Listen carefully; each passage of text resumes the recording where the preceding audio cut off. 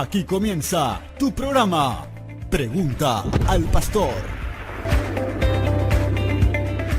Muy buenas tardes, muy buenas noches. Una vez más estamos aquí en Pregunta al Pastor, acompañados de un panel de primera categoría, hombres y gente de Dios, gente del reino. La hermana Karina, la pastora Karina, que también siempre nos está acompañando firme allí, sirviendo a Cristo y llevando el mensaje del Evangelio a donde haya que llegar.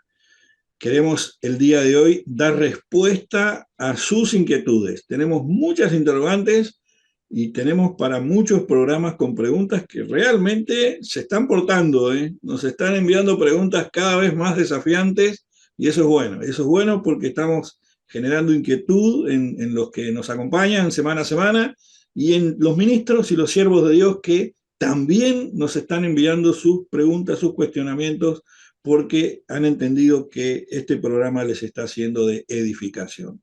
Así que bienvenidos a Pregunta al Pastor. Continuamos.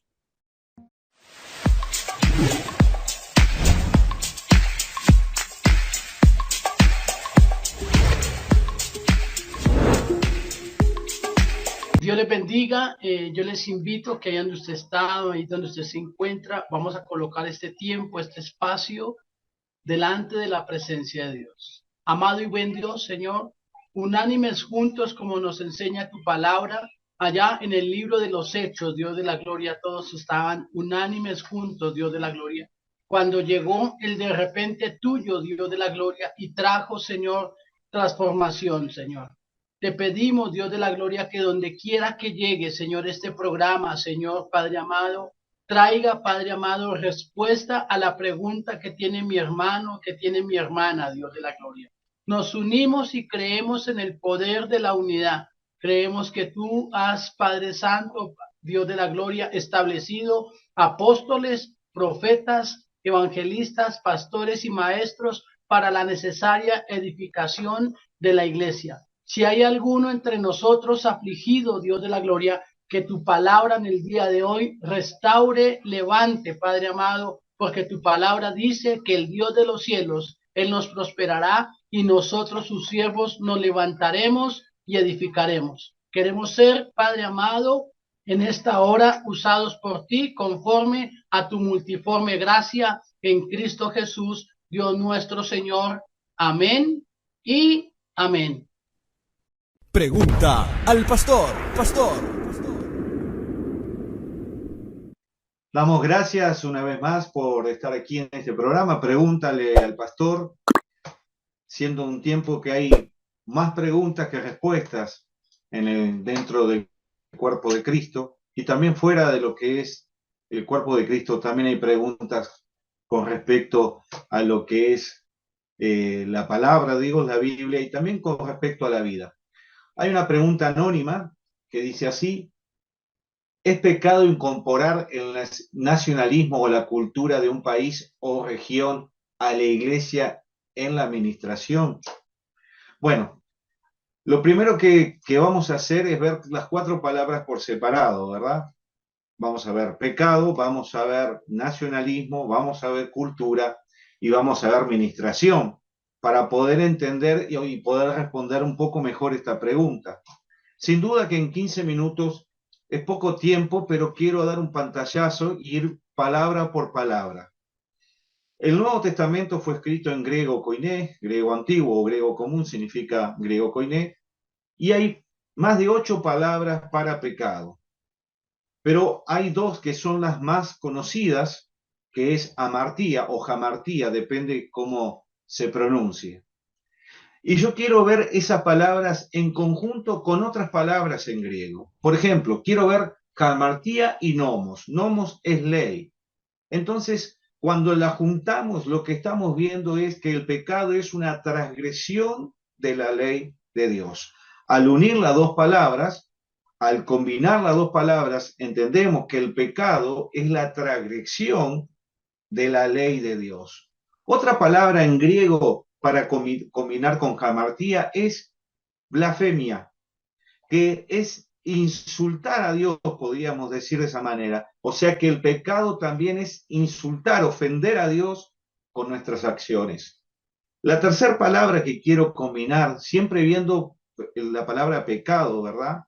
Es epitumia, y eso significa malos deseos. Entonces, en esta combinación de estas dos palabras, vemos que en el pecado hay malos deseos, el hombre queriendo hacer su voluntad.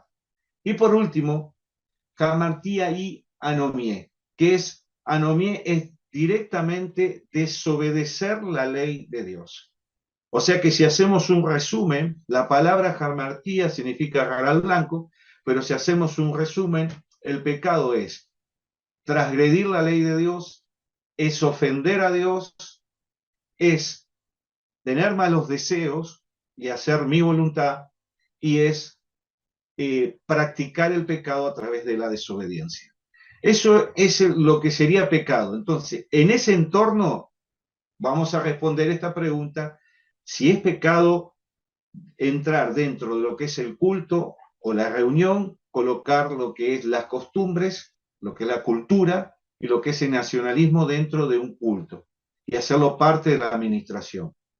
Lo primero que tenemos que saber que el nacionalismo tiene que ver con la historia del pueblo, del país, tiene que ver con el pensamiento colectivo común de las personas, la palabra nacionalismo, ¿verdad? Tiene que ver con el pensamiento con que se legisla, las leyes con que se legisla, y tiene que ver también con un sentimiento común llamado patriotismo. Eso es la palabra nacionalismo. Dentro de esa palabra hay distintos tipos de nacionalismo, pero yo quiero hablar uno en particular que tiene que ver con la pregunta, que es el nacionalismo religioso, que es cuando una nación toma una religión como oficial. Podemos poner como ejemplo Irlanda del Norte, un lado católico, el otro protestante, con casi más de un 40% de la población practicando ambas religiones, y eso divide al país entre una zona y la otra. O sea que eso es un Estado nacionalista. Así que ya vimos lo que es pecado, rápidamente vimos lo que significa la palabra nacionalista, y ahora vamos a la palabra cultura. La cultura está compuesta por lo menos de 9 puntos. Yo solamente los voy a leer y me voy a detener en algunos que son importantes para poder responder esta pregunta.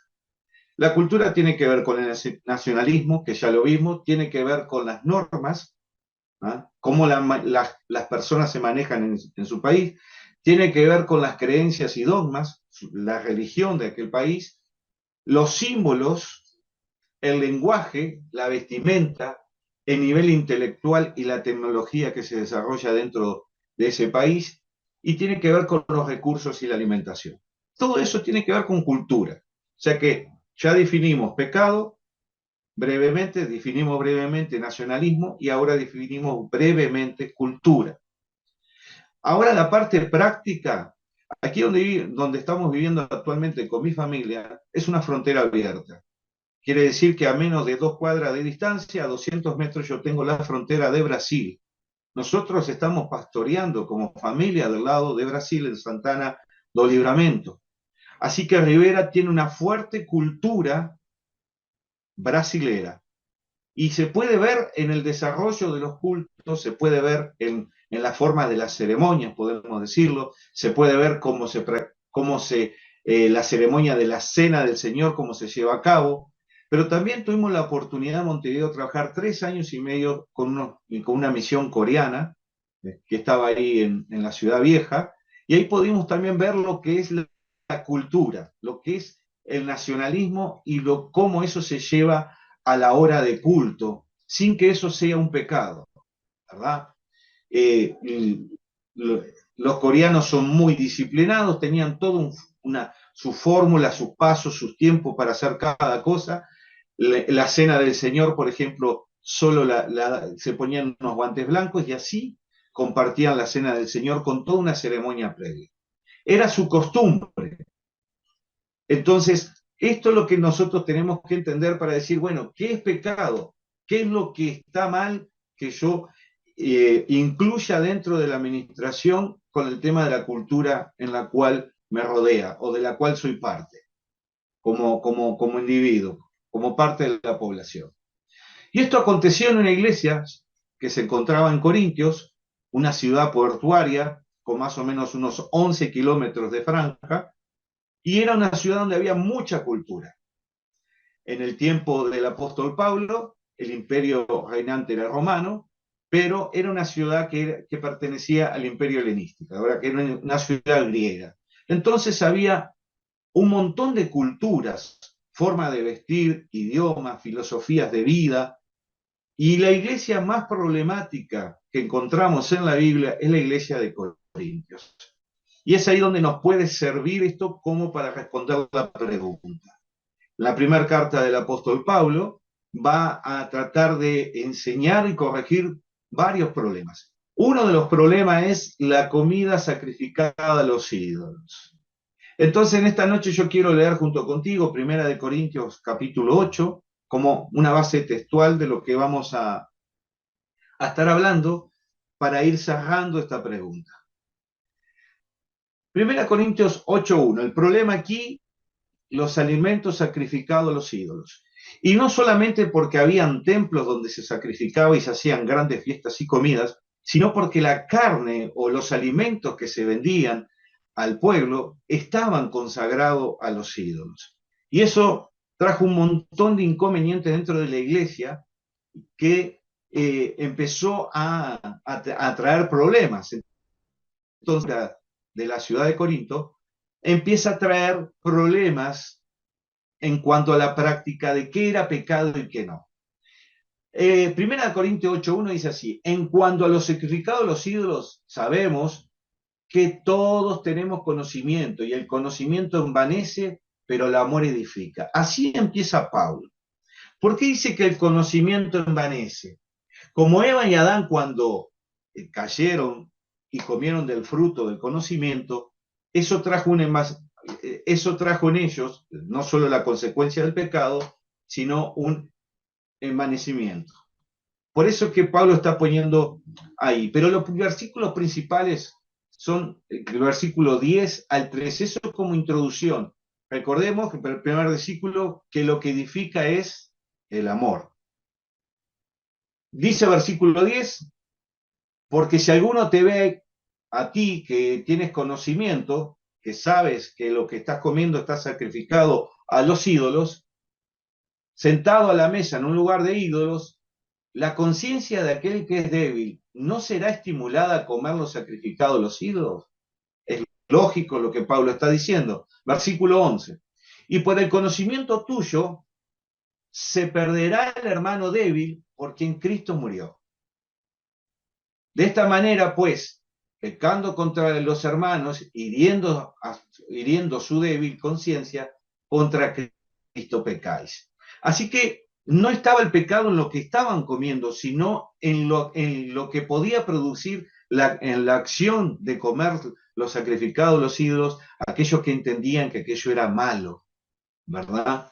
El pasaje más extenso, no, por un tema de tiempo, lo traté de resumir en estos versículos. Y el último versículo, que es muy interesante, dice el versículo 13, por lo cual, si la comida le es a mi hermano ocasión de caer, no comeré carne jamás para no poner tropiezo a mi hermano. Y esta situación de la comida también se da con la vestimenta con Corintios capítulo 11, los primeros versículos, en el atavío de las mujeres. También se da en cómo el transcurso y el manejo de los dones. Son varias problemáticas que los corintios se iban encontrando, y por la influencia de las culturas. La mezcla de las culturas, como decimos acá en la frontera, la mistura. ¿Ah? Entonces, esa cultura estaba afectando de cierta manera indirecta a la iglesia. Claro que uno se encuentra que hay tradiciones que son incluidas en ciertas fechas dentro de la iglesia, fechas patrias. Aquí en la frontera es muy común, cuando digo frontera, Brasil, Uruguay, es muy común que en ciertas fechas patrias las danzas típicas sean parte de un culto. Eso es muy común aquí. ¿Ah? Lo que nosotros tenemos que entender, ¿ah?, que primero lo que tenemos que entender es conocer la palabra para entender los límites. ¿Qué es lo que agrada a Dios y qué no es lo que le agrada a Dios? Segundo, tenemos que conocer la cultura que nos rodea. ¿Cuál es el trasfondo de ciertas cosas que a veces se incluyen dentro de las reuniones o dentro del culto y muchas dentro de las normativas que legislan ciertas membresías? Porque la cultura influye en nuestra persona. Es imposible que la cultura no influya. Otro ejemplo que tenemos es en Hechos capítulo 15. En Hechos capítulo 15 vemos un problema entre la costumbre de los judíos y la costumbre de los gentiles en cuanto a qué comer. También vemos que había una secta de fariseos que quería obligar a los gentiles a circuncidarse, a guardar la ley de Moisés. Y eso trajo dificultades también. Entonces, ¿era pecado ser circuncidado? No. ¿Era pecado no ser circuncidado? No. El problema era cuando el hombre quiere hacer de aquello la ley de Dios. Quiere ponerlo como un mandamiento de parte de Dios. Así que qué importante es conocer la palabra y entender que hay muchas cosas. Cuando nosotros interpretamos las palabras, los que estudiamos la Biblia, sabemos que una de las cosas que tenemos que tener en cada pasaje que leemos es el contexto histórico. Dentro de ese contexto histórico está la cultura del país, está la cultura del momento. Nosotros no podemos entender, por ejemplo, 1 Corintios 11 si no sabemos la forma en que se vestían. Por un lado, las mujeres judías y por otro lado, las mujeres romanas y griegas, que tenían un tipo de vestimenta típico, cultural de ellos. Peinados ostentosos, de decoración. Eso viene por la forma de vestir de aquel tiempo de las mujeres griegas y las mujeres romanas. Entonces, siempre cuando uno va a interpretar la palabra, tiene que entender el contexto de la misma. Entonces, con este cúmulo de información que hemos visto pecado, hemos visto nacionalismo, hemos visto cultura, algo que tenemos que, para terminar de responder la pregunta, algo que tenemos que tener claro es, ¿qué es lo que la palabra me enseña? ¿Qué es lo que conviene para la iglesia? ¿Qué es lo que edifica la vida de mi hermano? Y sumando esas tres, tenemos que ver qué es lo que está bien y qué es lo que está mal dentro de lo que es tratar de llevar la cultura para dentro de la iglesia. Hermanos, hermanas, aquellos que frecuentamos iglesia, toda iglesia tiene sus creencias, sus dogmas, basado en su historia, basado en quien puede haber fundado el ministerio, de dónde proviene, su forma de culto, y eso no quiere decir que sea pecado. Entonces, concluimos lo siguiente, concluimos lo que dice con Santiago 5:20, mostrando ese amor que vimos en 1 Corintios 8:1. Dice Santiago 5:20, sepa que el que haga volver al pecador del error de su camino, salvará de la muerte su alma y cubrirá multitud de pecados. El amor y la luz de la palabra es la que nos va a guiar a entender qué es lo que puede ser parte de la administración del culto. Ministración es servicio. ¿Cómo nosotros llevamos el servicio a cabo?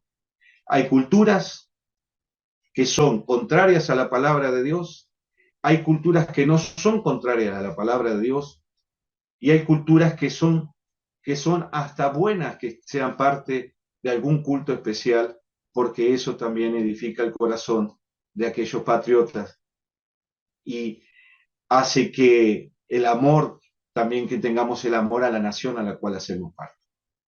Así que la pregunta era, ¿el pecado incorporado en el nacionalismo, en la cultura de un país, de región, es pecado a la iglesia de administración? Bueno, depende de qué cultura, depende de qué parte, lo que entendemos por nacionalismo y depende de qué entendemos por pecado. Yo puedo entender muchas cosas, pero la palabra es lineal. Ella es bien clara, ya hemos visto lo que significa pecado, así que abramos los ojos y que en esta cultura que cada vez se está desvirtuando más, nosotros seamos esa sal y esa luz que pueda traer, alumbrar en la parte oscura de la cultura de cada nación, y que sigamos orando por las autoridades y pidiendo por la paz de nuestra nación. El Señor te bendiga y continuamos con el programa. Preguntas y respuestas con base bíblica. Usted pregunta y el pastor responde. Espacio Pregunta al Pastor. Excelente la exposición allí del pastor Denis Acosta sobre si es pecado la cultura y las tradiciones dentro del culto de la iglesia o de la liturgia de la iglesia. La pregunta muy interesante allí. Esa pregunta, recuerden que las preguntas anónimas generalmente son pastores, los ponemos anónimos, nosotros sabemos quiénes son, pero respetamos la privacidad ajena cuando nos piden que no quieren salir al aire sus nombres. ¿Ok? Entonces, muy bien el tener en cuenta el detalle de separar, ¿verdad?, los conceptos, ¿no? Y lo que nosotros entendemos, tanto por lo que es pecado como por lo que es cultura, por lo que es tradición. El pueblo de Israel ha sido un pueblo 100% tradicionalista desde su fundación. Incluso arrastró durante el periodo de fundación de la nación de Israel, arrastró costumbres de los caldeos y arrastró costumbres de los egipcios y las trasladó a su culto de adoración a Dios en el desierto. Y eso todos los estudiosos, todos los seminaristas, todos los teólogos, todos los profesores lo sabemos. Sabemos que eso es así, lo vemos en la palabra del Señor. Vez tras vez el Señor condenó justamente el incorporar al culto hacia Dios, en la adoración hacia Dios o en la liturgia hacia Dios, prácticas que eran de pueblos que Dios consideraba impuros o paganos. Y estuvo muy acertado, me pareció el comentario así, hay que ver qué es lo que nosotros permitimos.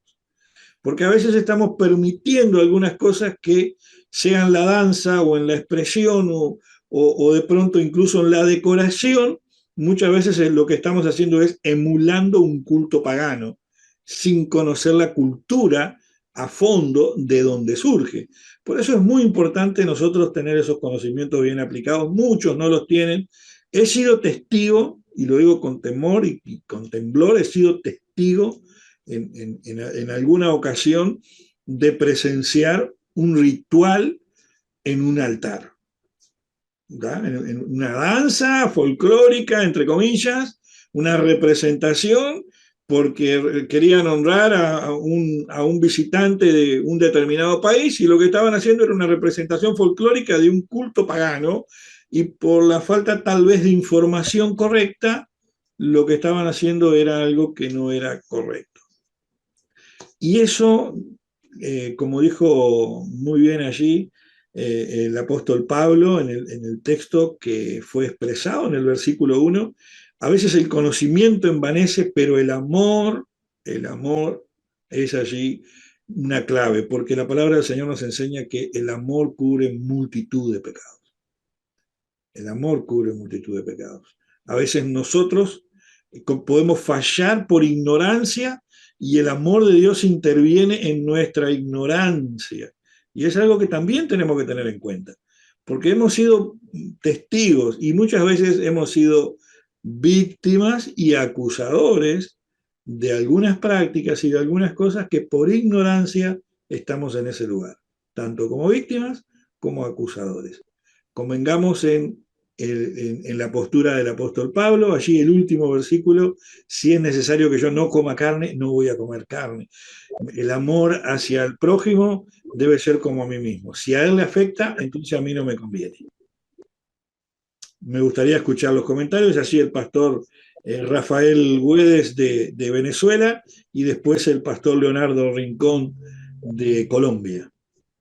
Pastor Rafael. Bien, solamente decir algo de la excelente exposición del pastor sobre esto de la cultura, y efectivamente las costumbres se van haciendo cultura aquí en nuestro país, y es muy real eso que el hermano estaba leyendo en Corintios, y porque aquí es un país bastante idólatra. No sé, Uruguay, cómo se define. Este, y entonces, por ejemplo, en Corintios capítulo 10 nos dice, si alguien les invita a su casa a comer, no pregunten, coman. Pero si alguien los ve y les dice, no, no, no lo comas porque fue sacrificado a un ídolo, entonces el apóstol recomienda que no se coma. Y, por ejemplo, dice, la conciencia digo, no la tuya, sino la del otro. Pero se hace una pregunta, ¿pero por qué se ha de juzgar mi libertad por la conciencia de otro? Y la respuesta está en el capítulo 14 de Romano, que el hermano también tocaba, donde Pablo dice que si por causa de la comida mi hermano es contristado, ya no andas conforme al amor. No permita que por la comida tuya se pierda aquel por quien Cristo murió. Entonces ahí está algo que es supremo a todas las cosas, el amor al hermano, el amor al prójimo, que hace que nos abstengamos a veces de cuestiones que culturalmente nosotros entendemos que no está mal, pero para otro hermano puede que sí lo esté. Es lo que quería decir. Bueno, mis amados, gracias, Pastor Denis, por la exposición tan profunda que hace en la claridad que debe tener y la posición que debe tener la iglesia en cuanto a este tema, ¿no? Pero también debemos tener claro que una cosa es la cultura, otra cosa es la tradición y otra cosa es la moda. Y la moda se ha venido permeando y ha entrado a la iglesia con mucha sutileza y la queremos disfrazar como cultura. No, es que es cultura.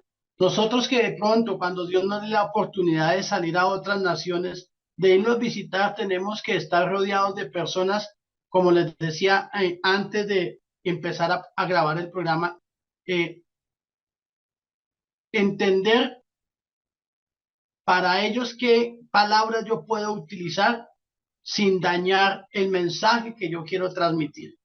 Porque hoy la iglesia ha tratado o se ha dejado permear por la moda y lo han querido llamar cultura o lo han querido llamar tradición, que por no dañar sentimientos o por no herir susceptibilidades, se pasan cosas que no debemos permitir. Dice la palabra que debemos retenerlo todo, debemos examinarlo todo, retener lo bueno y desechar lo malo. Y siempre debe haber un filtro, y muy bien decía el pastor Denis, que siempre debemos, en el texto, debemos tener el contexto para que esto no se nos vaya a volver un pretexto y convertirlo en una enseñanza que puede ser una doctrina de error y llevar a muchos a la perdición. Como dijo el pastor Denis y como dice la palabra, nosotros somos la sal de la tierra. Tenemos que pedirle a Dios que nos dé esa sabiduría para darle ese sazón y ese sabor a este momento en que está viviendo nuestra iglesia a nivel global, a nivel global. La iglesia ha querido y se está dejando permear por muchas cosas que delante de los ojos de Dios no están bien. También es bueno aprender a decir que no en muchas circunstancias. Preguntas y respuestas con base bíblica. Usted pregunta y el pastor responde. Espacio Pregunta al Pastor. Bien, buenas noches a todos los televidentes y oyentes de este hermoso programa de Pregunta al Pastor. Agradecerle primeramente al pastor Raúl y a todos los panelistas por esta invitación que me han realizado una vez más para estar en este programa tan lindo que llega a muchos hogares donde la palabra de Dios trae esa respuesta que tanto necesitamos para conocer la verdadera palabra de Dios, para conocer más de Dios y para que nuestras preguntas sean evacuadas a la luz de la palabra de Dios. En este día me ha tocado, he elegido la pregunta, ¿cómo saber cuáles son los propósitos de Dios para nosotros? Es una pregunta muy importante donde todos en algún momento nos hemos hecho. Es una pregunta donde a lo largo de la humanidad, de la historia, muchos filósofos, pensadores, se han preguntado el por qué existimos, el para qué existimos, el cuál es el propósito de la vida, para qué nací, para qué estoy vivo, para qué existo, cuál es mi propósito en la vida. Y si bien todo ser humano se ha preguntado cuál es su propósito en la vida, también hay muchos cristianos y muchos creyentes que aún no conocen cuál es su propósito en la vida por no conocer realmente lo que dice la palabra, por no conocer realmente quién es Dios. Y cuando no encontramos nuestro propósito, nuestra vida se vuelve una frustración, nos angustiamos, comienza un tipo de depresión, de desánimo, la vida ya no tiene sentido, no le encontramos ese sabor. Asimismo, cuando desconocemos ese propósito por el cual Dios nos ha dado la vida, por eso es importante reconocer el propósito, no mío, sino el propósito de Dios. Muchas veces nos preguntamos y decimos, ¿cuál es mi propósito en la vida? Aún como creyentes, como cristianos, nos hemos preguntado, ¿cuál es mi propósito en la vida? Y estamos hablando desde una óptica egoísta porque nos estamos enfocando en nosotros mismos, cuando la palabra de Dios nos enseña a que debemos de conocer el propósito de Dios para nosotros, no mi propósito en sí.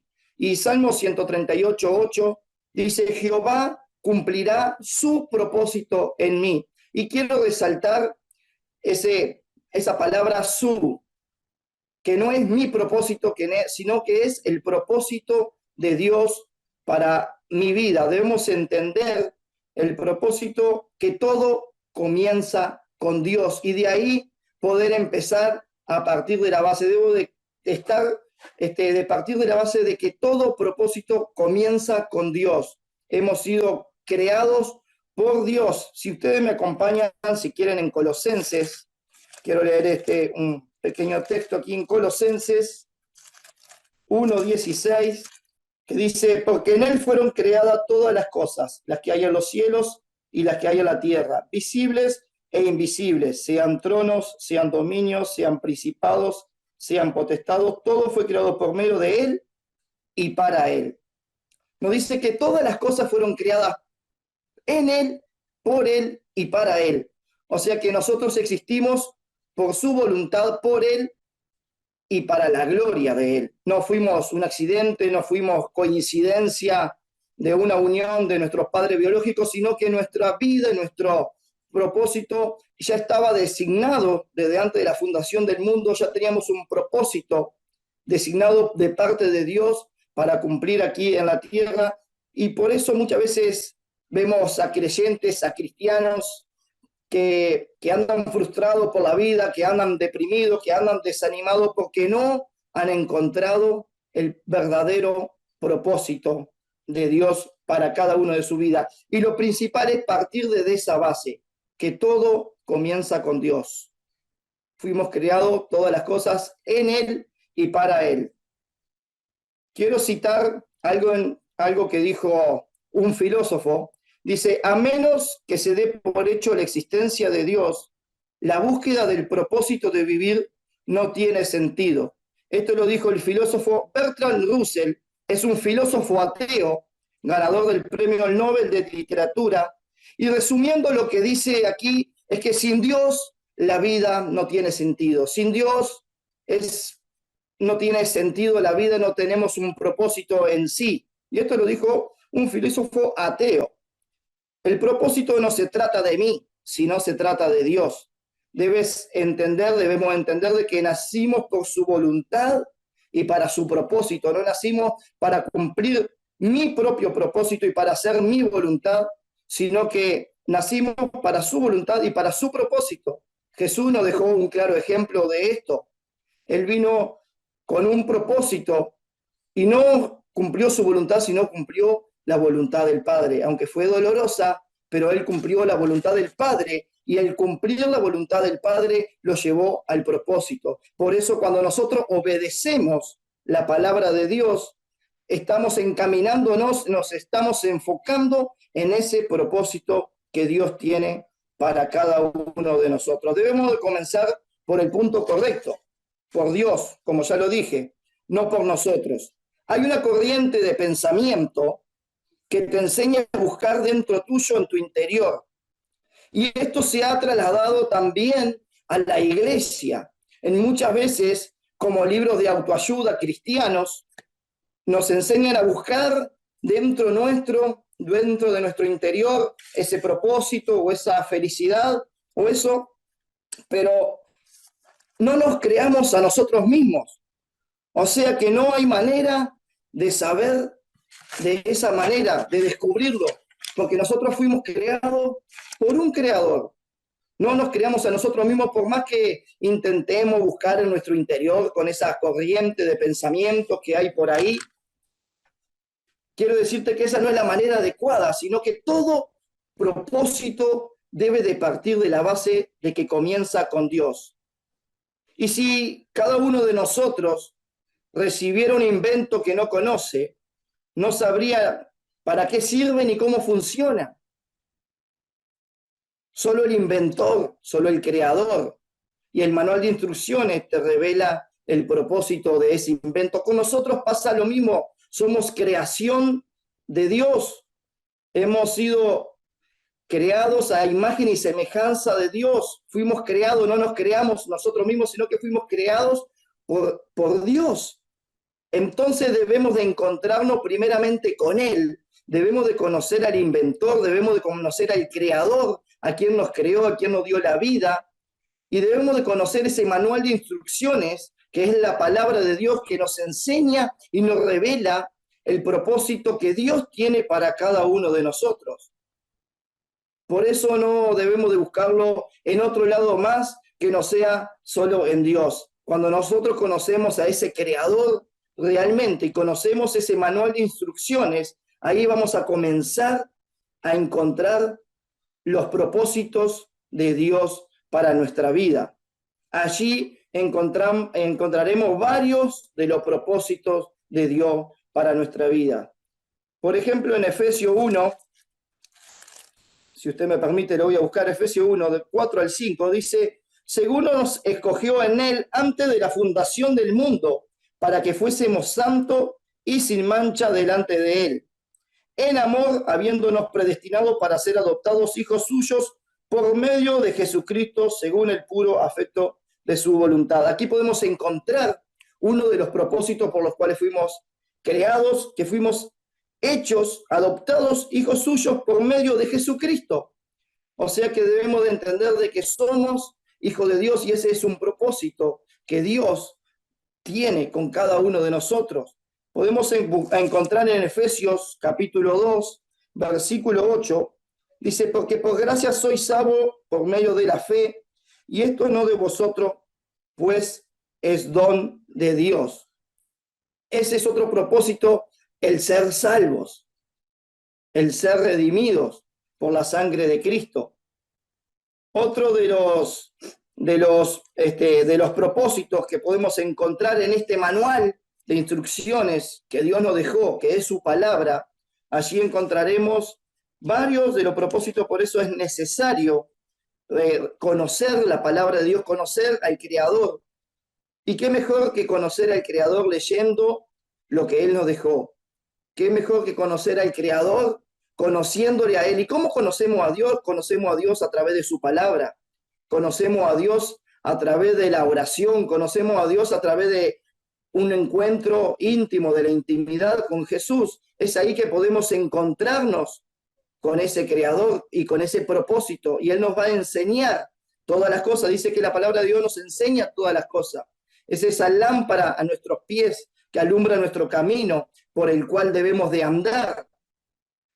Y allí en Marcos capítulo 16, versículo 15, podemos encontrar otro de los propósitos que Dios nos dejó, uno muy importante: ir por todo el mundo y predicar el evangelio a toda criatura. Este es un propósito que Dios nos dejó a nosotros, que Dios le dejó a sus hijos, que Dios le dejó a su iglesia, predicar el evangelio a toda criatura.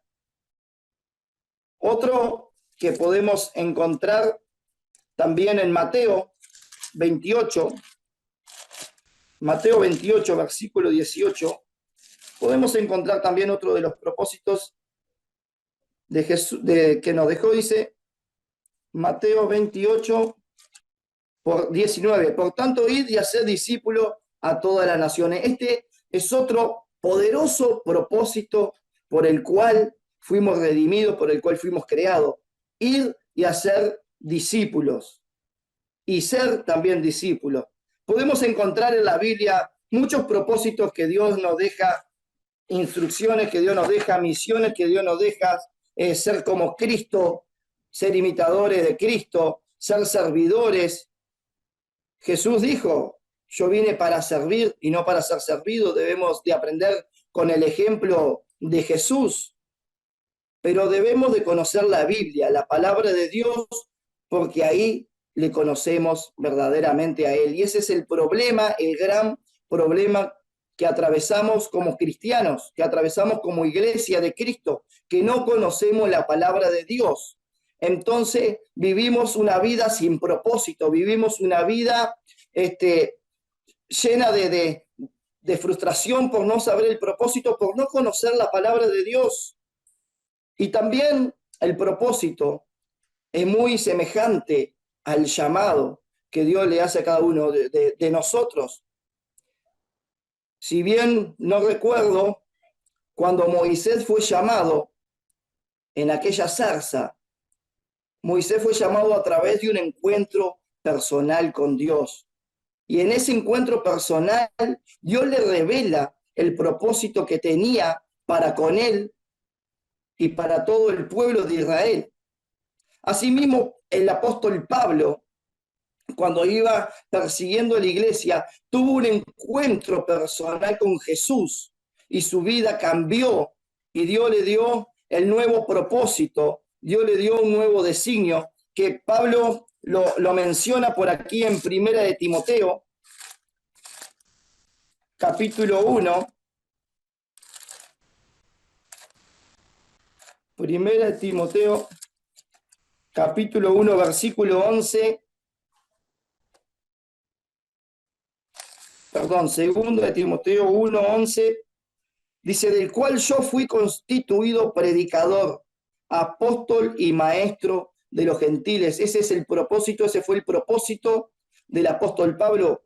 Él entendió que fue constituido predicador y apóstol y maestro de los gentiles. Así que, querido oyente, querido amigo, que tú me estás escuchando, para conocer el verdadero propósito de Dios para nuestra vida, debemos de conocerle a Él a través de su palabra y a través de un encuentro íntimo con Jesús. Dios te bendiga y seguimos aquí en Pregunta al Pastor. Bien decía el pastor Jonathan, y es una pregunta constante, y es más difícil escuchar a una persona que lleva durante muchísimo tiempo militando o andando en el camino de Dios haciendo esta pregunta. Pero yo puedo decirle que el propósito y el plan de Dios depende de la persona. Primero, que lo reciba; segundo, que lo entienda; y tercero, que esté dispuesto a vivirlo. El propósito inicial con que Dios creó al hombre fue hacerlo a su imagen y semejanza. Ese fue el propósito. Y el propósito eterno era que el hombre tuviera una constante comunicación con su creador. Pero eso se dañó por no escuchar la voz de Dios. El propósito eterno de Dios para nuestras vidas es que nosotros siempre escuchemos su voz para poder ser guiados y direccionados a toda verdad. Y Cristo es la verdad. Muy buena la pregunta, muy buena la exposición de ambos dos pastores con lo que es, cómo conocer el propósito de Dios. Es la pregunta que muchos cristianos se hacen en su etapa muchas veces, porque Dios a veces no revela el propósito completo, sino que se va revelando progresivamente a nuestras vidas y nosotros vamos entendiendo las etapas espirituales que ese propósito tiene. Una manera de conocer el propósito de Dios o la voluntad de Dios, Romanos 12:2, renovados por medio de la transformación de vuestro entendimiento. Entonces, para poder conocer esa buena voluntad agradable y perfecta que sigue hablando ese mismo versículo, es a través del conocimiento. Y para conocer de Dios su palabra, A medida que vamos conociendo su palabra, sus promesas, y vamos pasando esas pruebas de fuego que habla el apóstol Pedro, y nuestra fe va en aumento, aumentando cada día ese peso de gloria sobre nuestras vidas, vamos entendiendo también el propósito de Dios. Claro que es un desafío. El apóstol Pedro, antes de ser apóstol, fue discípulo, y muchas cosas que Jesús fue hablando y revelando a través de enseñanzas y parábolas, el Pedro no las podía entender. Y solo vino ese entendimiento de lo que Dios quería para la vida específica de Pedro, que se lo había declarado en Mateo 4:18, le había dicho que iba a ser de él pescadores de hombres.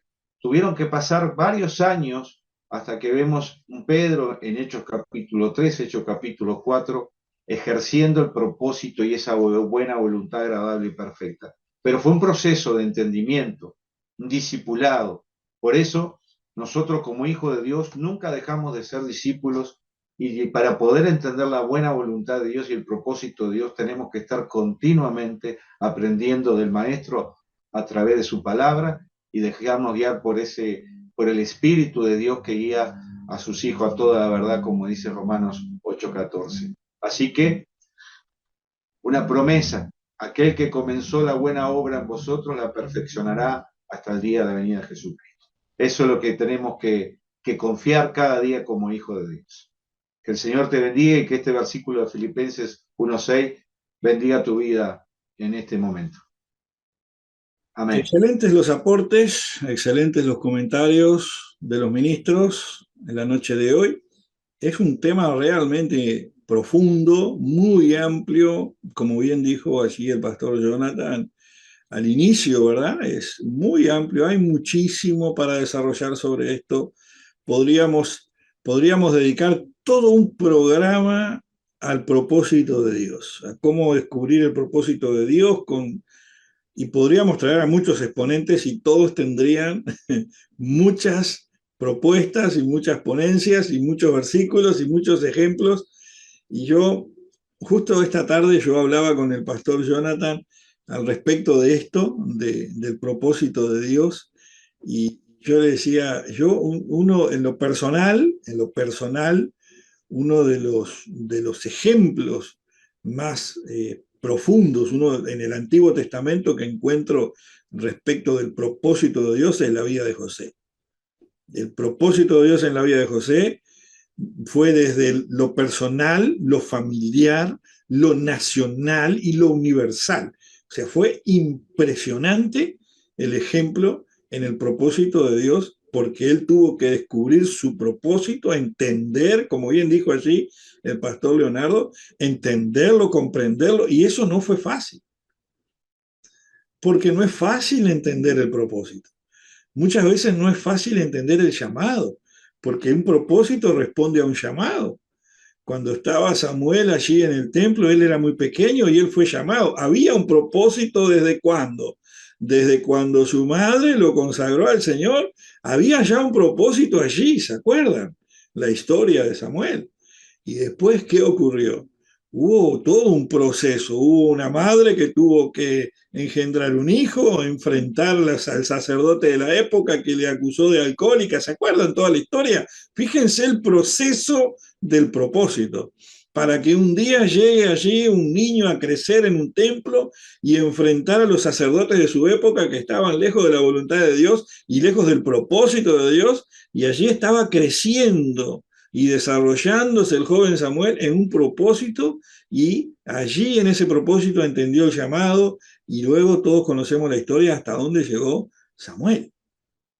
Qué profundo es esto y qué bueno la exposición de los ministros del día de hoy. Creo que tenemos mucho para aprender y para crecer sobre este tema. Continuamos con Pregunta al Pastor. Pregunta al Pastor. Bueno, bendiciones, buenas noches. Continuamos con esto. Ahí los aportes de los ministros muy buenos, pero quería resaltar algo interesante que me venía a la mente en este momento sobre el tema del propósito, que Dios creó al hombre con un propósito y ese propósito era relacionarse con su creación. ¿no? Allí cuando Dios creó ese plan perfecto ahí en el huerto, ¿no? Que Dios preparó ese lugar para que ahí se diera el plan perfecto de Dios, dice que Él se presentaba ahí a ese lugar. El hombre se apartó de Dios por su pecado apartó al hombre de Dios.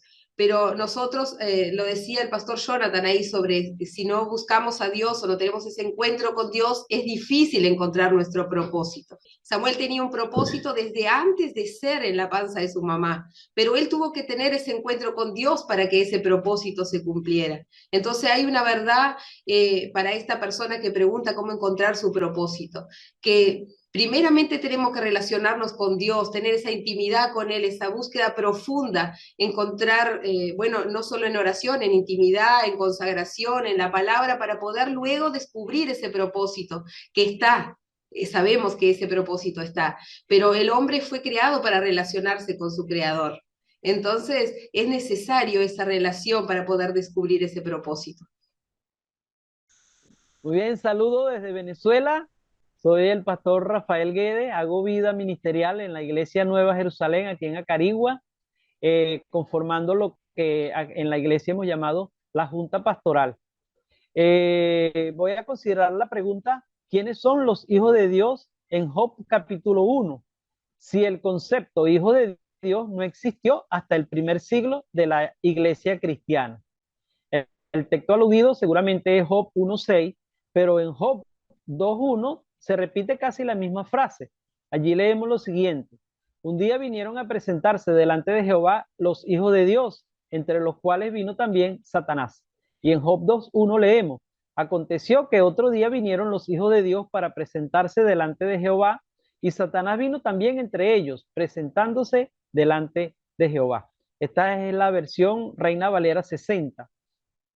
Bien, el texto del Antiguo Testamento nos muestra que el concepto hijo de Dios existía antes del primer siglo de nuestra era. Revisaremos entonces las connotaciones que tiene en ese contexto, en el contexto de Job, y si el mismo es diferente de la concepción que sobre el mismo llegó a tener la iglesia cristiana. Primero veamos otros textos que también mencionan la palabra hijo de Dios allí en el Antiguo Testamento. Uno de ellos es Génesis 6.1, donde dice lo siguiente: aconteció que cuando comenzaron los hombres a multiplicarse sobre la faz de la tierra y le nacieron hijas, que viendo los hijos de Dios que las hijas de los hombres eran hermosas, tomaron para sí mujeres, escogiendo entre todas. Tanto en Job como aquí en Génesis, la palabra hijo de Dios procede del hebreo Ben Ha Elohim o Ben Elohim, es decir, hijo de Dios. Job 1.6, como dijimos, y 2.1, también allí la palabra es Ben Ha Elohim. En Job 37 también se menciona la frase hijo de Dios. Allí leemos lo siguiente: cuando alababan todas las estrellas del alba y se regocijaban todos los hijos de Dios.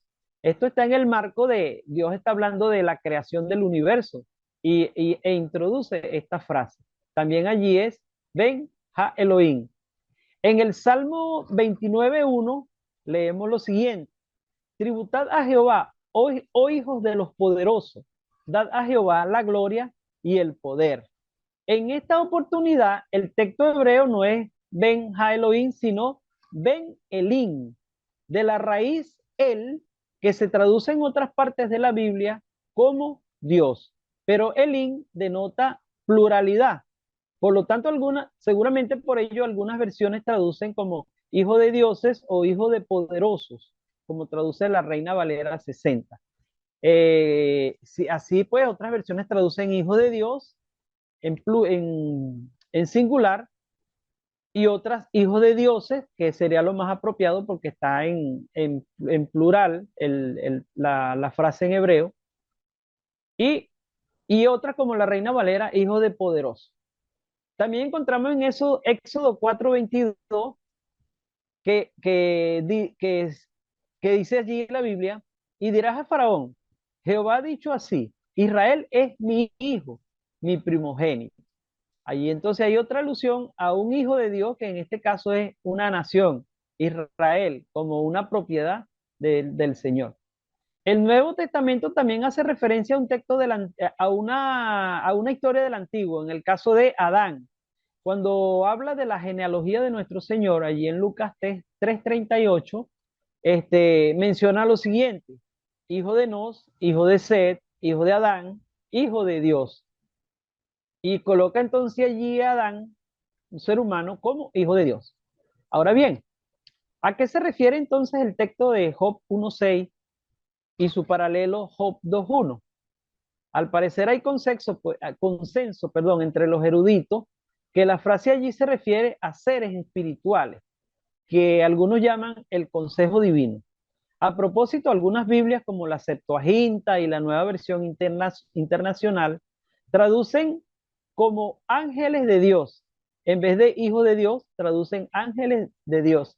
Y el texto de la Septuaginta en griego se lee angelos. Es posible que el texto de Job tenga un paralelo también con Primero de Reyes 22:19, donde dice así: entonces él dijo, oye pues palabra de Jehová, yo vi a Jehová sentado en su trono y todo el ejército de los cielos estaba junto a él, a su derecha y a su izquierda. ¿Qué ejército es ese que estaba sentado junto a Dios? Job 38:8 es un verso poético, o sea, el texto que leímos antes, Job 38:7, es un verso poético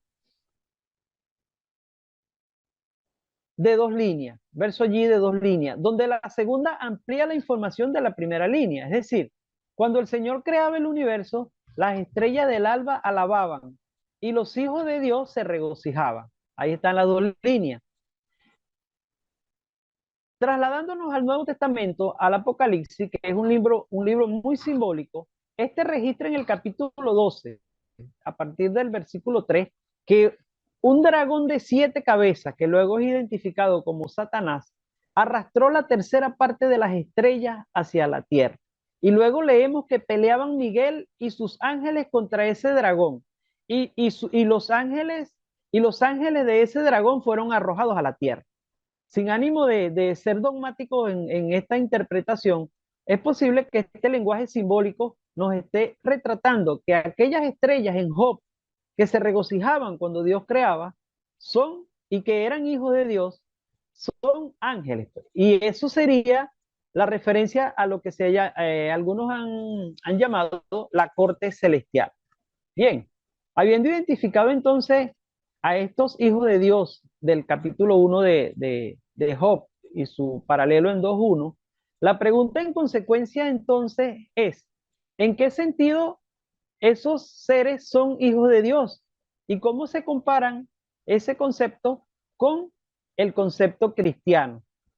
El texto en sí no da una explicación al respecto, pero es posible pensar en las siguientes posibilidades. Estoy pensando aquí en 4 posibilidades. Una de ellas es la siguiente, la número 1, que se refiere al hecho de la creación de parte de Dios. Es decir, estos seres son hijos de Dios porque Dios los creó, al igual como Dios creó a Adán. Entonces Adán también por eso sería hijo de Dios. Otra segunda posibilidad, número 2, se refiere a su naturaleza espiritual semejante a la divina, no igual, pero semejante. Es decir, por aproximación. Adán, como imagen y semejanza de Dios, también por ello sería hijo de Dios. Y los ángeles, por tener una naturaleza espiritual semejante, no igual a la de Dios, también por ello serían hijos de Dios. Una tercera posibilidad, porque hacen la voluntad de Dios. Son hijos de Dios porque hacen la voluntad de Dios. Esto porque observando el Nuevo Testamento en cuanto al creyente, dice en Romanos que los que son guiados por el Espíritu de Dios, estos son hijos de Dios. Entonces podríamos trasladar ese concepto y decir, los ángeles que hacen la voluntad de Dios son llamados hijos de Dios porque por esa razón, porque hacen la voluntad del Señor. Y una cuarta posibilidad, son hijos de Dios o son llamados hijos de Dios porque tienen una naturaleza inmortal y estarán con Dios por la eternidad. Tienen un inicio, es decir, son seres creados, tienen un comienzo, pero van a vivir por la eternidad en comunión con el Señor o en la presencia del Señor. Y por esa razón también se les llama hijo de Dios. Alguna de estas cuatro posibilidades, o aún las cuatro en conjunto, podrían estarnos diciendo por qué se les llaman a estos seres hijos de Dios. Volveré a esta definición, a la cuarta, dentro de un momento, porque voy rápidamente al concepto cristiano. El versículo por excelencia es Juan 1.12 y Juan 1.13, porque nos explican la esencia de lo que significa un hijo de Dios en el nuevo pacto, y es la concepción cristiana que tenemos de ello. Se refiere al pecador que se arrepiente y cree en Jesucristo. Allí leemos que al que cree, recibe el mensaje y cree en nuestro Señor, se le da la potestad, es decir, un poder legal de ser hecho hijo de Dios. Y el versículo 13 amplía la información y dice que esos hijos de Dios no son engendrados de carne ni de voluntad de carne ni de voluntad de varón, sino que son engendrados de Dios o engendrados por Dios. Es decir, el pecador es adoptado legalmente como hijo de Dios, lo que implica que antes de ese punto, de ese puntico, no era hijo de Dios, sino a partir de allí. Por otro lado, Jesús es hijo de Dios porque en su esencia tiene la naturaleza divina y se contrasta con la frase que observamos en el Nuevo Testamento de hijo de hombre, porque al igual como tiene una naturaleza divina, también tiene entonces una naturaleza humana. Bien, volviendo a la posibilidad número 4, que la leo de nuevo, dice, porque tienen una naturaleza inmortal y estarán con Dios por la eternidad, es decir, esos llamados hijos de Dios en Job. Jesús respondiendo una pregunta de los saduceos, aquellos que no creían en la resurrección, decía que Dios era Dios de Abraham, de Isaac y de Jacob, y que Dios no era Dios de muertos, sino de vivos. Y en referencia a la condición del creyente en la resurrección, dice Jesús que serán como los ángeles. En Lucas 20:34 leemos.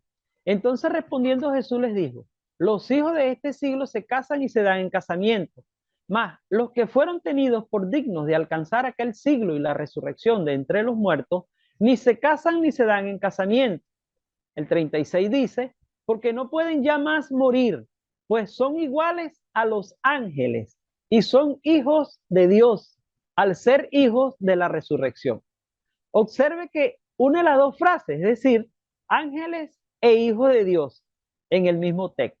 Observemos entonces también que los que alcancen esa resurrección no se casan, no pueden ya más morir, no son iguales a los ángeles y son hijos de Dios al ser hijos de la resurrección.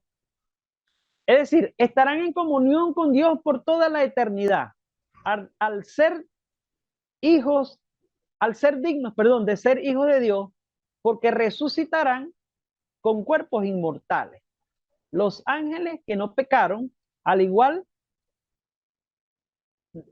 que estos hijos de Dios que van a resucitar con cuerpos inmortales y vivirán con el Señor por toda la eternidad, esos ángeles también van a vivir por toda la eternidad en comunión con nuestro Señor. Y como dice aquí el Señor Jesucristo, no morirán jamás, como otros seres, a diferencia de otros seres que pecaron y ya la Biblia le llama muertos y están separados de la comunión con Dios, están muertos espiritualmente y en su momento serán lanzados, como lo dice Apocalipsis, al lago de fuego, que sería lo que allí dice la muerte segunda o la muerte eterna. Estarán separados de la comunión con Dios por toda la eternidad en el lago de fuego. Bien, ya culminando la idea, hay otro texto que nos amplía un poquito la información, es Romanos 8:23. En la nueva versión internacional dice así, y no solo ella, sino también nosotros, que tenemos las primicias del Espíritu, gemimos interiormente mientras aguardamos nuestra adopción como hijos, es decir, la redención de nuestro cuerpo. Se está refiriendo a la creación que gime a una y entonces agrega, también nosotros que tenemos la primicia del Espíritu, gemimos interiormente mientras aguardamos nuestra adopción como hijos, está hablando de la resurrección y de la redención final del cuerpo, porque aún estamos este cuerpo sujeto a esclavitud, sujeto a imperfección, sujeto a corrupción y que debe conocer la muerte, pero luego seríamos revestidos de un cuerpo inmortal para estar por toda la eternidad con el Señor, al igual que los ángeles. Bien, esa era otra de las posibilidades, porque se le llama hijo de Dios a estos seres, porque van a vivir, porque tienen una naturaleza inmortal y estarán con el Señor por toda la eternidad. Bendiciones para todos. Excelente la exposición allí del pastor Rafael desde Venezuela acerca de quiénes son los hijos de Dios. Yo me quedé allí enganchado con Benja Elohim y bueno, haciendo un poco de memoria que Elohim no tiene raíz hebrea, sino que es cananea, y recordando también que Israel, el pueblo de Israel, lo que conquistó fue Canaán, justamente, llegó a las tierras cananeas. Después le agregó el Benjá. En realidad, la definición correcta de Elohim es hijo de él, o del Dios él. Muchas veces hemos tenido algunas discusiones, entre comillas, porque muchos no entienden que el Dios él tuvo mucha incidencia en el desierto con el pueblo de Israel, porque es el Dios al que adoraban. Cuando Dios se le aparece a Moisés allí en la zarza, le dice, yo soy el que soy. Y la frase y el término él aparece en todo el Antiguo Testamento, y junto con el término Elohim, cambiado en el hebreo al Elohim. Las traducciones, digamos, las acomodaciones de los idiomas muchas veces genera confusión y nos hace pensar a nosotros que está hablando de un Dios pagano, cuando no es así. Está hablando del mismo Dios creador del universo, el que libertó al pueblo de Israel, el Padre de nuestro Señor Jesucristo. O sea, estamos adorando y pertenecemos al mismo linaje en cuanto a eso. Pero qué bueno y qué buena la exposición desde ese punto, desde el significado de cómo aparece ese término desde el Génesis hasta el final. Porque es importante. Un poco como hablaba hoy el pastor Denis, conocer la cultura, conocer el lugar de donde sale, cómo se hacen las cosas y cómo se dicen las cosas para evitar confusiones. Para evitar confusiones. Cuando dice hijos de los dioses, si nosotros lo llevamos a la interpretación lógica de lo que es, está hablando hijos del Dios él, ¿verdad? Pero nosotros sabemos que ese él es el que soy, yo soy el que soy, es el gran yo soy. Es muy importante que entendamos los términos. Es muy importante que entendamos los términos. Claro. Y este tipo de programas y este tipo de respuestas nos ayuda a nosotros a curiosear en cuanto a lo que estamos estudiando y a lo que estamos leyendo. Porque a veces justamente la acomodación cultural del idioma, para que se pueda entender o para que se pueda comprender, lleva a que se pierda parte de lo que realmente está diciendo. Y eso nos influencia a nosotros en una buena exégesis o en una mala exégesis. ¿Qué ibas a decir, pastor Rafael? Sí, que al igual allí que habla de que también se presentó Satanás, en el hebreo es Satán, como si dijera el adversario, el Satán, pues. Claro. Y después se lo traduce como adversario, muchas veces se usa el mismo término para el koiné. Se lo asocia directamente como adversario. Y como adversario tenemos al mismo Dios cuando quiere matar a Moisés. Dios quiere matar a Moisés. Y usa el mismo término. Usa el mismo término, la misma terminología. Entonces, qué bueno es cuando nosotros podemos profundizar en lo que dice realmente la Escritura, porque no lleva lugar a confusiones. Cuando sabemos lo que dice, no hay lugar a confusiones. Las confusiones vienen cuando ignoramos lo que dice y nosotros interpretamos en función de lo que a nosotros nos parece, por nuestra cultura, por nuestra formación, por nuestra formación académica o religiosa, de pronto muchas veces, no tanto académica, pero sí religiosa, porque en la formación académica no hay tanta confusión porque se estudian estas cosas.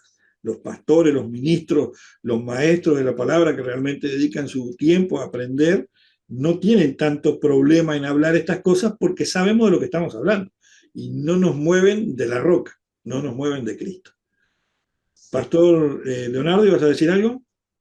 Que perfectamente nosotros debemos tener cuidado y que esto nos abra, como dice el apóstol Raúl y nuestro amado pastor Rafael, el ánimo y el deseo de estudiar estos temas a profundidad, porque debemos tener cuidado con las nuevas enseñanzas sobre la angelología, sobre el poder de los ángeles, y que en muchas de estas enseñanzas lo que tratan es de desvirtuar la autoridad única que tiene Jesús como hijo de Dios y le dan más importancia y más relevancia a los ángeles que al mismo hijo de Dios. Entonces debemos empezar empezar a estudiar y a mirar todos estos temas a profundidad, como decía nuestro apóstol Raúl, para que no haya sombra de duda de la profundidad de la palabra y de lo que nos quiere enseñar, para que, como él decía, no seamos movidos de la roca inconmovible que es Cristo.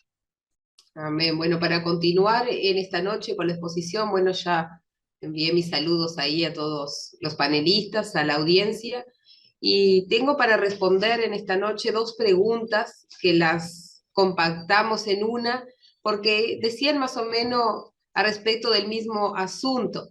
Y las preguntas eran, en la resurrección, ¿qué pasará con los cuerpos cremados? Y la otra era, en la resurrección, los muertos que murieron en explosión o en el mar resucitarán ¿cómo? Hay preguntas que quizás nosotros en algún momento de nuestra vida también nos hicimos, pero para eso tenemos las escrituras que clarifican algunas cosas, no están explícitas, no están las explicaciones, pero sí dan a entender ciertas cosas. Y con respecto a este tema de la resurrección, quería hacer un pantallazo así para aquellos que están en esta noche escuchando el programa, que quizás se conectan, que nunca escucharon hablar sobre este tema. Y la resurrección es un tema que no solo se habla en nuestros días, en nuestras iglesias, que hablan sobre la resurrección, ¿no? Sino que esto, en las escrituras antiguas que estaban al alcance allá por en el Antiguo Testamento, perdón, aparecen algunas palabras proféticas, algunas menciones sobre la resurrección de los muertos.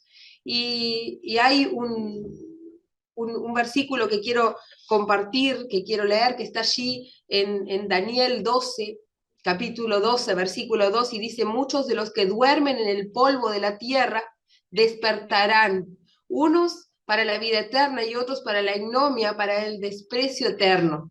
Quiere decir que los muertos que están en el polvo un día resucitarán. Y en un diálogo que tuvo Jesús allí con Marta, la hermana de Lázaro, cuando le habla sobre si cree que su hermano resucitará, ella dice, sí, yo creo que él resucitará en el día postrero. Había una convicción en el corazón de aquellas personas que confiaban en Dios, que creían en Dios, que seguían las escrituras, sobre ese día, esa esperanza que había en su corazón sobre el día de la resurrección. Y allí, en el libro de Isaías, en el capítulo 26, en el versículo 19, encontramos allí un cántico de esperanza, y en ese cántico aparece sobre el día de la resurrección de los muertos. Y dice en el versículo 19, tus muertos vivirán, sus cadáveres resucitarán. Despertad y cantad, moradores del polvo, porque tu rocío es cual rocío de hortalizas, y la tierra dará sus muertos. Claramente está que del polvo de la tierra donde están durmiendo los muertos desde hace muchísimos y millones de años, ahí están, no importa cómo llegaron ahí, cuál fue su muerte, cuál fue el motivo ni la forma en que murieron. Las dos preguntas son parecidas, pero no son iguales, porque en una hay una preocupación de lo que pasará con ese cuerpo después que muere. En diferentes países, en diferentes culturas, tienen formas diferentes de reducir los restos mortales de sus seres queridos. Acá, por lo menos en nuestro país, ahora está como de moda o está como al alcance el tema de la cremación. Y hay otros países que quizás no, eso después capaz que lo podemos hablar en el panel con los diferentes ministros que son de diferentes países, como es en sus países. Pero la verdad es que la cremación de los cuerpos existe desde hace muchísimos años. El motivo por el cual lo hacían es lo que quiero hablar un poquito en esta noche, porque acá quizás es un recurso, una forma que podemos optar por reducir los restos mortales de nuestros seres queridos.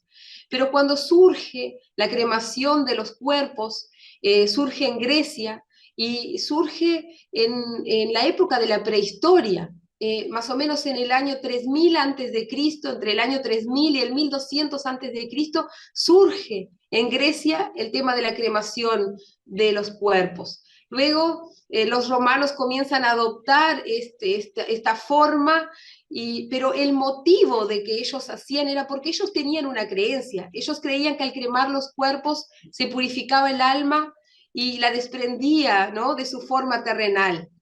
Creo que nosotros, en nuestra cultura al menos, no hacemos esto por algún motivo, o quizás hay algunas personas que creen diferentes cosas con respecto a la cremación de los cuerpos, pero la pregunta es, ¿qué pasará en la resurrección con los cuerpos que fueron cremados? Y yo pienso que, así como dice que del polvo de la tierra devolverá a sus muertos, no importa en la condición cómo fueron cremados o reducidos o lo que aconteció con su cuerpo después de muerto. Está claro que Dios creó al hombre por el poder de su palabra, y con el mismo poder que Dios creó, Él va a llamar y dice que los muertos se van a levantar, van a salir del lugar donde se encuentren. Y en la otra pregunta que sí hablaba sobre la condición de en qué habían muerto, que habla sobre los muertos que murieron en explosión o en el mar, ¿cómo resucitarán? Y allí en el libro de Apocalipsis hay una palabra que habla sobre los muertos que están en el mar, ¿no? Y la voy a buscar por acá porque la tengo y la vamos a leer. En Apocalipsis 20:13 dice, el mar entregó a los muertos que había en él, y la muerte y la tumba entregaron los muertos que había en ella. Habla de los muertos que estaban en la tumba, de los muertos que estaban en el mar y de los demás muertos, porque dice, los muertos que habían en el mar y la tumba, dice, y la muerte. Y creo yo que cuando se refiere a la muerte, se refiere a los demás muertos que murieron y que están en otros lugares que no es ni el mar ni en sus tumbas. La palabra es clara, dice que del polvo, dice, fuiste formado y al polvo volverás. Y un día de ahí van a surgir los muertos para resucitar, a la voz de mando, a la voz del Señor, a la voz que tiene la autoridad para convocar, para llamar y para despertarlos y levantarnos de ese lugar donde se encuentran. Y allí en Primera de Tesalonicenses, capítulo 4, versículo 16, dice esto, porque el Señor mismo, con voz de mando, con voz de arcángel y con trompeta de Dios, descenderá del cielo, y los muertos en Cristo resucitarán primero. Y esa voz de mando que aquí se refiere, esa autoridad para liderar, para dar órdenes, a sus súbitos, ¿no? Se refiere como a eso. ¿Y quién tiene la voz de mando, la autoridad sobre los muertos para ordenarlos, sino Cristo? Aquel que venció la muerte, aquel que fue primicia, el que resucitó primero. Y dice, la palabra dice, ¿dónde está muerte tu aguijón? ¿Dónde está el poder de la muerte para detener a las personas frente a la autoridad de Cristo, frente a la autoridad de Dios? Y como decía al principio, con esa misma voz, con esa misma palabra que dio vida, que creó de lo que no se veía, lo que hoy vemos, con esa misma autoridad, los muertos oirán la voz, esa voz potente, esa voz de liderazgo, esa voz de autoridad. Y de ahí se levantarán, y dice que el mar entregará a sus muertos, el polvo de la tierra entregará a sus muertos, las tumbas entregarán sus muertos. Así que allí también en Primera de Corintios capítulo 15, versículo 42, dice, les digo, hermanos míos, que ningún cuerpo de carne y hueso podrá entrar en el reino de Dios. Este cuerpo corruptible no puede heredar lo incorruptible. Claramente es que nuestro cuerpo muere de forma corruptible, pero en la resurrección será de una forma incorruptible. lo habló ahí algo el pastor Rafael en su exposición sobre la resurrección y sobre esa muerte y esa resurrección de forma incorruptible. Y para ir como cerrando esto, pero quiero dejar abierto para que los demás puedan también aportar sobre este tema, porque hay mucho en la palabra, muchos versículos y muchas partes de la Biblia que habla sobre la resurrección. Pero quiero aclarar para estas personas que no se han identificado y que expresan esta preocupación en su pregunta sobre la resurrección de los muertos, sobre la forma en que murieron, sobre lo que va a pasar con la reducción de sus cuerpos, que en ese día, cuando el Señor dé su voz, su mandato, su orden, todos los muertos van a resucitar. Dice la palabra, algunos para vida, otros para condenación, pero todos oirán la voz poderosa de Dios y saldrán de donde sea que se encuentren. Preguntas y respuestas con base bíblica. Usted pregunta y el pastor responde. Espacio Pregunta al Pastor. Muy bonita la exposición de mi hermana y me hizo recordar aquella preocupación que tenían en la iglesia en Tesalónica, que motiva la primera carta del apóstol Pablo, donde les dice que no se entristezcan, por los hermanos que habían muerto, que ellos estaban durmiendo con el Señor y que llegado el momento iban a ser levantados entre los muertos para encontrarse con el Señor en el aire.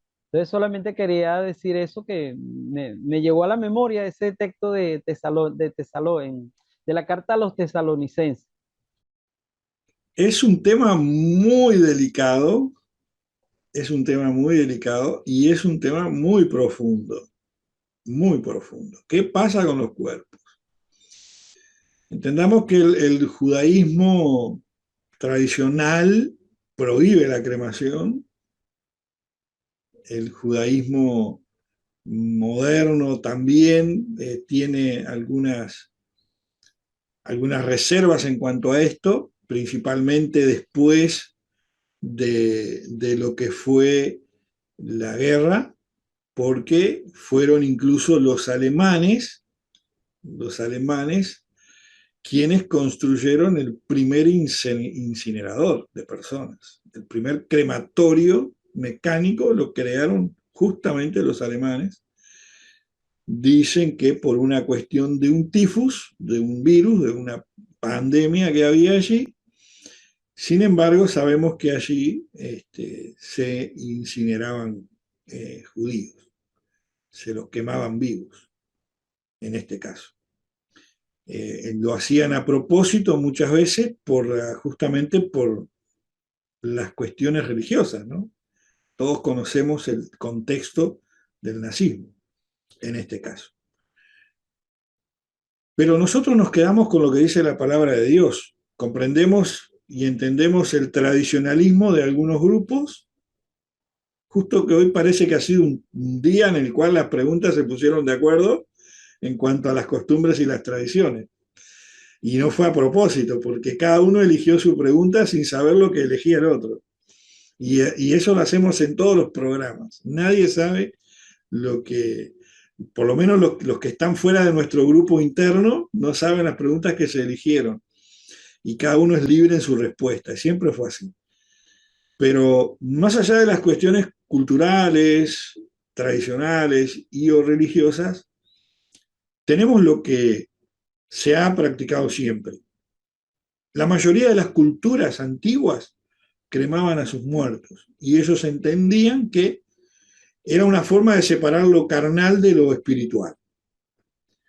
¿Tiene un sentido realmente válido? Sí, en la palabra de Dios lo tiene, por supuesto que sí.